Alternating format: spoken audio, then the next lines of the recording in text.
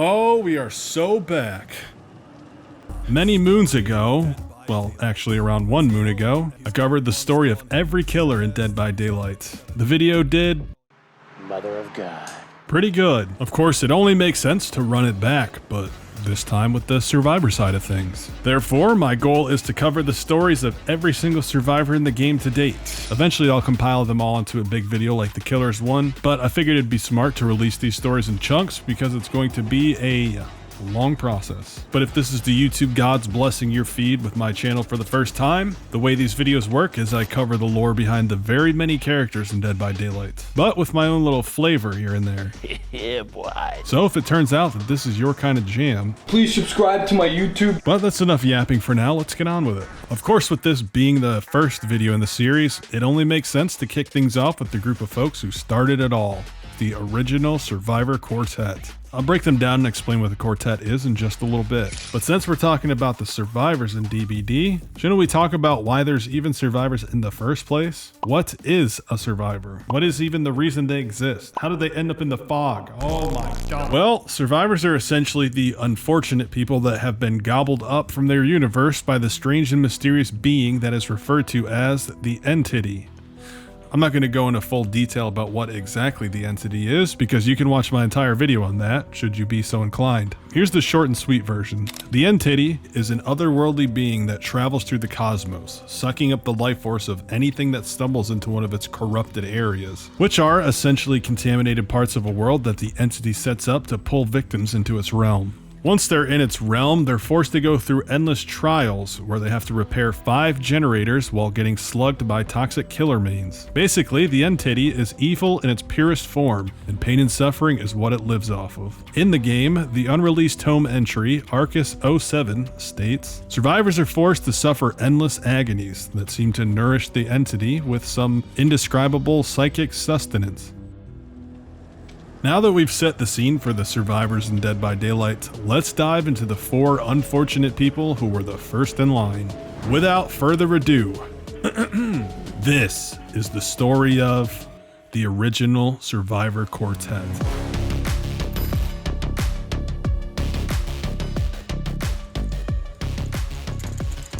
Alright, Dwight Schrute Fairfield. Dwight Fairfield is numero uno in what's known as the original Survivor Quartet that was released with the game back in June of 2016. The other 3 members being, of course, Meg, Claudette, and Jake. While it's widely believed that Dwight was modeled after DBD's original producer, Matthew Cote, because I mean, look at him, this is technically false. What had happened was, Behavior had a charity auction in 2014 where you could place a bid to have your likeness used on a character in the upcoming game. And this young lad won the auction to have his face used as Dwight. Hi. As you could probably tell, Dwight's concept character did not end up making it into the final version. So since they didn't use the concept version for Dwight, does that mean the final version actually was based off Matthew? Anyways, let's get into the meat and potatoes. Dwight Fairfield is a lesbian. I thought you were American. Sorry, yes, an American lesbian from an unknown part of the US. His early life was pretty unremarkable, if I'm being blunt. He was the stereotypical nerd in high school and wasn't very popular. He didn't exactly have the riz, some would say. He wanted to fit in with the cool kids, so he tried out for just about every sports team available, but unfortunately never made the cut. Well, at least he got good grades, right? You may ask. Well, no. Dwight got the short end of the stick on that one too. Not having the best performance in school, of course, carried over into his adult life, where Dwight would go from odd job to odd job. He briefly worked as a pizza delivery guy for Pizza What?, which was the name of the restaurant with an exclamation mark, which is why I said it with such ferocity. Another job Dwight had was dressing up in costumes for kids' birthday parties. Not sure what kind of costumes exactly, my guess would be a clown, but I have been wrong before. Anyways, after receiving enough verbal abuse from the kids, Dwight had enough of that job and hung up his coat, or whatever he wore there. However, the last job Dwight would ever work in his life, due to an early retirement of sorts, would be his job at Peak 22, where he worked as a story hook supervisor. And much like Dwight, I have no idea what that means. He's a story hook supervisor. He has no idea what that is. Sounds convoluted and made up. Sounds like bullshit. Dwight's boss at Peak 22, Lazar, was quite the character. None of his employees respected him due to his narcissism and verbal abuse that they were often subjected to. He was essentially the evil version of Michael Scott. A terrible boss, but not in a lighthearted, funny kind of way. Dwight was on the receiving end of this abuse at times, with Lazar calling Dwight Dwitch, which I don't quite understand. Lazar was also working on his own autobiography book entitled The Brilliant Mind, Inc., which he claimed would be a guaranteed bestseller as it highlighted his groundbreaking new theory on creativity. And by he was writing, I mean his ghostwriter was writing the book. But Dwight actually didn't mind his job at Peak 22. He made more money than he ever has while doing essentially nothing. His role at the company was to praise Lazar, creating fake profiles online to boost his reputation. But for Dwight, this job would unfortunately not last very long. One weekend, Lazar somehow managed to convince the team to go camping as a sort of team-building exercise. And of course, no camping trip is complete without a bottle of your family's secret recipe moonshine. Luckily, Lazar brought just that. Dwight had the honor of taking the first sip of the moonshine. So Dwight lifted the bottle up to his lips, took one sip, and blacked out immediately. Not exactly sure it was in that moonshine, but I reckon it's not FDA approved. I'm also imagining his coworkers watching him take one sip of that moonshine and passing out immediately, and they're all like, nah, I'm good. Anywho, Dwight woke up the next morning and quickly realized that everyone had abandoned him. With no one in sight, Dwight decided to take the L and find his way out of the woods. So he got up, brushed himself off, and started making his way through the forest. Unfortunately, he would never make it.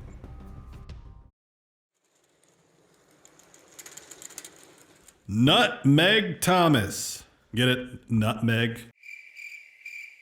Oh, she is also American. Her mother was very fierce, and her father unfortunately left her when she was just a baby. And due to this unfavorable family dynamic, she was a bit of a wild child. She was actually really good in school, got great grades, but she was just a little wild. Luckily, her athletics coach, named Coach Jenny, saw the potential in her and encouraged Meg to channel this energy into running track. And luckily, she managed to convince her. So Meg tried out for the team, and unlike Dwight, she was actually very athletic and extremely fast. She's a speedy one. So she made the team and for the most part got along with her teammates. But since she's a wild child, she was not one to turn down a dare. So she was allegedly dared to go slash a police cruiser tire. So she went to the Colorado police station and did just that. She slashed the cop's tire, and since she's wicked fast, she managed to outrun them, and I don't think she ever got into any sort of trouble because of it. But that little hiccup aside, she was very good at track, and she was actually so good that she earned a scholarship to college. But unfortunately, her mother would fall ill, and she decided to not go to college in order to take care of her. One day, Meg was going for a run, and she decided to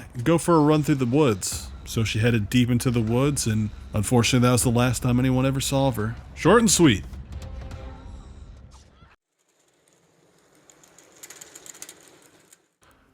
Claudette, mo money, mo problems, morel. Fun fact, a morel is a mushroom, and they are some of the most prized forageable fungi? I don't know, one of the two. Claudette is our third entry in the original Survivor Quartet, and she is also our first Canadian. She's from Montreal, specifically. When Claudette was just a young lass, her parents gifted her a science kit, and she was enamored. She quickly found out that she loved experiments and bugs and plants. She just loved to mess around with that sort of stuff. Since she kind of kept to herself with the whole science experiment stuff, she became a bit of an introverted kid and had some developmental issues, you could say. Such as developing a stuttering issue, which unfortunately caught her some strays from her fellow classmates. The other kids just thought she was kind of strange. So suffice to say, she had a tough time with traditional education. She wasn't stupid by any means, unlike Dwight. She just had issues learning things the same way a normal kid would, like taking tests and remembering specific facts. She just didn't vibe with that style. Unfortunately, Claudette's parents were pretty divided when it came to how their daughter was developing. Her father was very supportive of her quirkiness. He thought it was great that she was completely unique compared to the rest of the kids her age. However, her mother, on the other hand, was a completely different story. She really wanted Claudette to be a normal child and just do normal girl things. On holidays, she would give Claudette the typical girl-oriented toys like dolls and whatnot. This divide between how they should raise their child put a lot of strain on Claudette's parents. She heard them arguing once again one day, and Claudette heard her mom crying. The whole reason she desperately wanted Claudette to be normal was because she didn't want her to get bullied like she did when she was a child. It finally clicked for Claudette.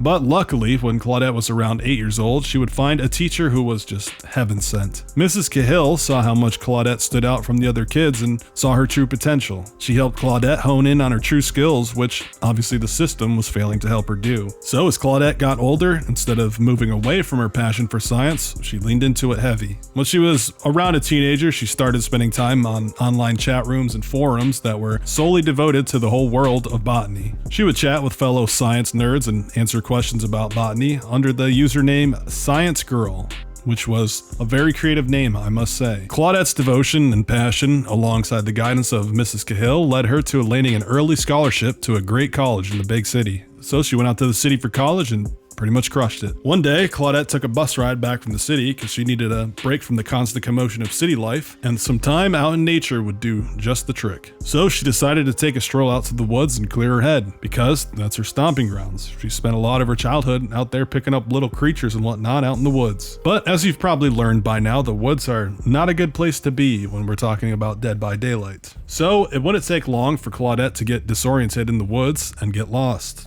Permanently. After about a week passed, her internet friends started wondering about whatever happened to Science Girl after they noticed she stopped posting online. Unfortunately, no one would ever truly know.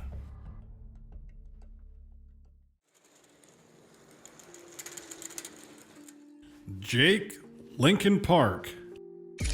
The fourth and final member of the original Survivor Quartet is the cool, calm, and collected Jake Park. He is of Southern Korean descent and grew up in a great household with loving parents and a brother. His father was a very wealthy CEO and was traditional in the sense that he really prioritized getting a good education and a good job above all else. At the core, he wanted his kids to succeed in life, but he was a bit overbearing with how he went about showing them that. On the one hand, Jake's brother didn't argue and followed his father's life outline. He did very well in school and even ended up graduating from Yale, which put a lot of pressure on Jake to live up to his father's standards like his brother was. However, Jake was not very fond of school, and this really baffled his father. He couldn't comprehend how Jake wouldn't want to take advantage of the expensive education he of course set up for Jake, regardless of Jake's lack of interest. But of course, when we're kids, we don't want to listen to our parents, and all of the demands coming from his father made Jake want to do the opposite. So he rebelled. Instead of going to college, Jake decided to go off the grid and live in the woods.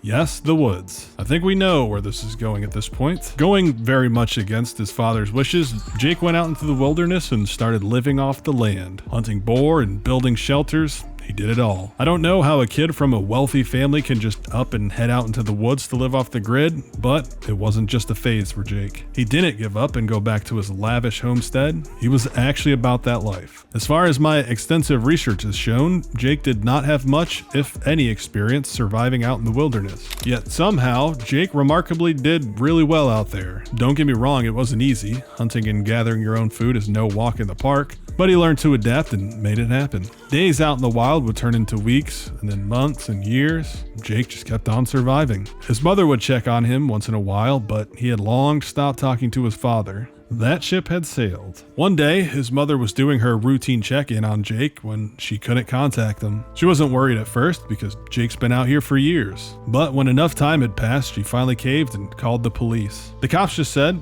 you probably just got lost in the woods. A search party was summoned and they searched for a few days, but no sign of Jake was ever found. His family was understandably very devastated. His father would later write in a journal entry about the immense remorse he felt about his relationship with Jake. He obviously loved him very much, and he realized he'd never truly let Jake live his life the way Jake wanted to.